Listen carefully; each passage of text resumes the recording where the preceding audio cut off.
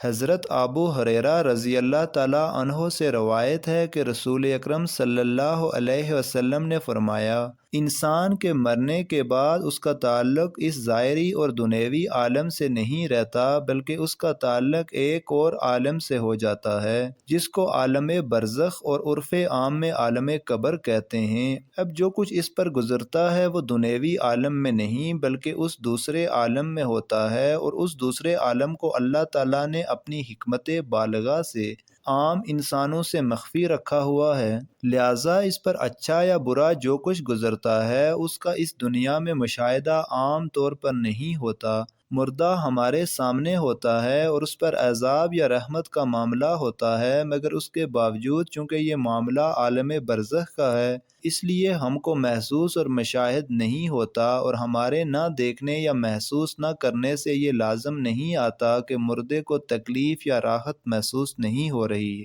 بلکہ اسے راحت اور تکلیف بھی محسوس ہوتی ہے، لیکن یہ سب اللہ تعالیٰ نے ہم سے مخفی رکھا ہے تاکہ ایمان بالغیب باقی رہنے کی بدولت انسان اجر و ثواب کا مستحق بھی ہو اور اس کی آزمائش بھی ہو۔ بہرحال جب انسان کے جسم سے روح نکل جاتی ہے تو اگر وہ نیک ہے تو نیک روح کا اصل مستقر اور ٹھکانہ علیین ہے، مگر اس کے درجات بھی مختلف ہیں، اور بد ارواح کا اصل ٹھکانہ سجین ہے، اور ہر روح کا ایک خاص تعلق اس کے جسم کے ساتھ کر دیا جاتا ہے، خواہ جسم قبر میں مدفون ہو یا دریا میں غرق ہو یا کسی درندے کے پیٹ میں، الغرض جسم کے اجزاء جہاں جہاں ہوں گے روح کا ایک خاص تعلق ان کے ساتھ قائم رہے گا، اور اسی خاص تعلق کا نام برزخی زندگی ہے۔ جس طرح سورج کی روشنی سے زمین کا ذرہ چمکتا ہے، اسی طرح روح کے تعلق سے جسم کا ہر ذرہ زندگی سے منور ہوتا ہے، اگرچہ برزخی زندگی کی حقیقت کا اس دنیا میں معلوم کرنا ممکن نہیں۔